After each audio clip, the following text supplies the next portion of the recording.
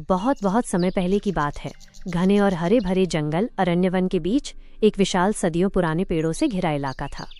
ये इलाका जीवन से भरपूर था, जहाँ प्रकृति ने अपनी सबसे सुंदर कलाकृतियाँ उकेरी थीं। इस जंगल में कई जानवर रहते थे, तेज दौड़ने वाले हिरण और फुर्तीले बंदर, धैर्यवान हाथी और इठलाते मोर तथा अनगिनत पक्षियों का समूह। इस जंगल का राजा था शेर, जिसका नाम था सिंहास। सिंहास केवल अपनी दहाड़ के कारण ही राजा नहीं था, वो अपनी शक्ति के साथ साथ न्यायप्रियता और बुद्धिमत्ता के लिए भी जाना जाता था।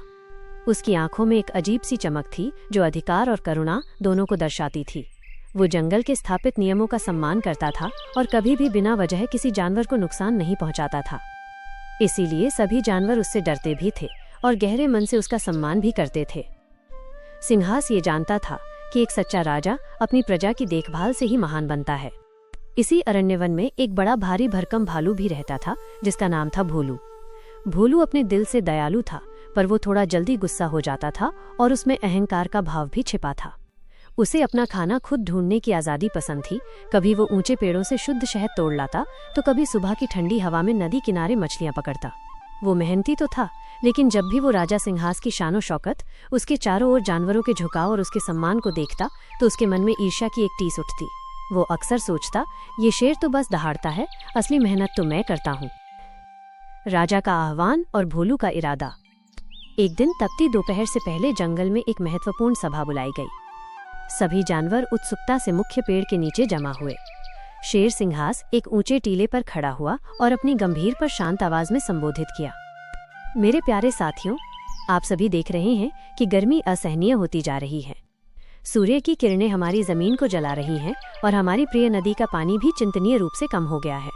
हमें जल्द ही एक संकट का सामना करना पड़ सकता है। इसलिए मैंने एक समाधान सोचा है। हमें सबको मिलकर जंगल के केंद्र में एक नई गहरी झील बनानी चाहिए, ताकि पूरे वर्ष सभी को पानी मिल सके। राजा की बात सुनकर एक क्षण की शांति छाई और फिर खुशी की लहर दौड़ गई। हिरणों ने स्वीकृति में सिर हिलाया, बंदरों ने तालियां बजाईं और पक्षियों ने खुशी के गीत गाना शुरू कर दिया। ये योजना जंगल के भविष्य के लिए सबसे जरूरी थी। लेकिन इस उत्साह के बीच भोलू भालू कुछ गहरी सोच में पड़ गया। उसके अंदर छिपा हुआ अहंकार जाग उठा। उसने मन ही मन में एक जहरीला विचार बुना, हमेशा ये शेर ही हर बात में नेतृत्व क्यों करे? हर सफलता का श्रेय इसे ही क्यों मिले? क्यों ना मैं भी अपनी अद्वितीय ताकत और क्षमता दुनिया को दिखाऊं और अकेले ही कुछ ऐसा करूं जिससे सब मेरी तारीफ करें। 2 झीलें, 2 प्रयास। अगले दिन से पूरा अरण्यवन एक विशाल निर्माण स्थल में बदल गया। जानवरों की टोलियां उत्साह से भर उठीं। हाथी अपनी शक्तिशाली सूंडों से गहरी मिट्टी खोदने लगे, बंदर मजबूत पेड़ों से जरूरी शाखाएं और पत्थर लाने लगे, और हिरण तथा ज़ेबरा पास की नदी से बचा हुआ पानी ढोकर जमीन को नरम करने में मदद करने लगे। शेर सिंहास हर समूह के पास जाता, उनकी पीठ थपथपाता और सबका हौसला बढ़ाता रहा।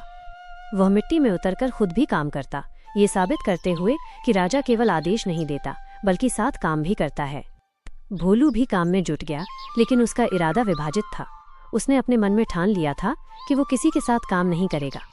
उसने सोचा कि अगर वो अकेले किसी और जगह एक शानदार झील बना लेगा, तो सब शेर को भूलकर केवल उसी की प्रशंसा करेंगे और उसे ही असली हीरो मानेंगे। इसलिए वो चुपचाप जंगल के दूसरी ओर एक एकांत दलदली इलाके में जाकर खुदाई करने लगा। उसकी ताकत जबरदस्त थी, वो अकेले ही बड़े बड़े पत्थर हटा देता था। दिन सप्ताहों में बीतते गए। शेर और बाकी जानवरों की झील अब अपनी अंतिम अवस्था में थी। उसकी दीवारें मजबूत थीं और उसका तल समतल था, वो बस बारिश का इंतजार कर रही थी। इसके विपरीत भोलू की झील अधूरी रह गई। उसने जितनी भी मेहनत की थी वो विशालकाय थी, पर अकेलेपन और दिशाहीनता के कारण वो सफल नहीं हो पाया। भोलू थकावट से टूट चुका था, पर उसका अहंकार उसे वापस सबके पास जाने नहीं दे रहा था। अहंकार का पतन और एकता की विजय। कुछ दिनों बाद आसमान का रंग अचानक बदल गया। घने काले बादल छा गए और कुछ ही देर में तेज मूसलाधार बारिश शुरू हो गई। ये वो बारिश थी जिसका सब इंतजार कर रहे थे। शेर और उसके साथी अपनी लगभग तैयार झील के किनारे बने मजबूत आश्रयों में चले गए, आनंद से नाचते हुए कि उनकी मेहनत सफल होने वाली है। लेकिन भोलू अकेला अपने अधूरी खुदाई के गड्ढे के पास फंसा रह गया।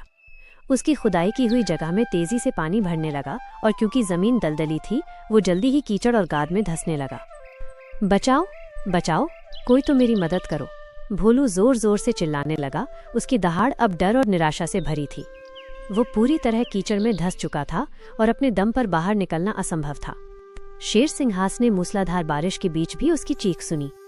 एक पल भी बर्बाद किए बिना उसने तुरंत अपने कुछ सबसे शक्तिशाली साथियों, मुख्य रूप से हाथियों को इकट्ठा किया और तूफान के बीच भोलू की ओर दौड़ा। वहां पहुंचकर सिंहास ने देखा कि भोलू पूरी तरह से असहाय होकर फंस गया है। उसकी ताकत इस कीचड़ के आगे बेकार हो गई है। शेर ने दृढ़ता से हाथियों को आदेश दिया, चलो अपनी सूंडों की संयुक्त शक्ति का प्रयोग करो।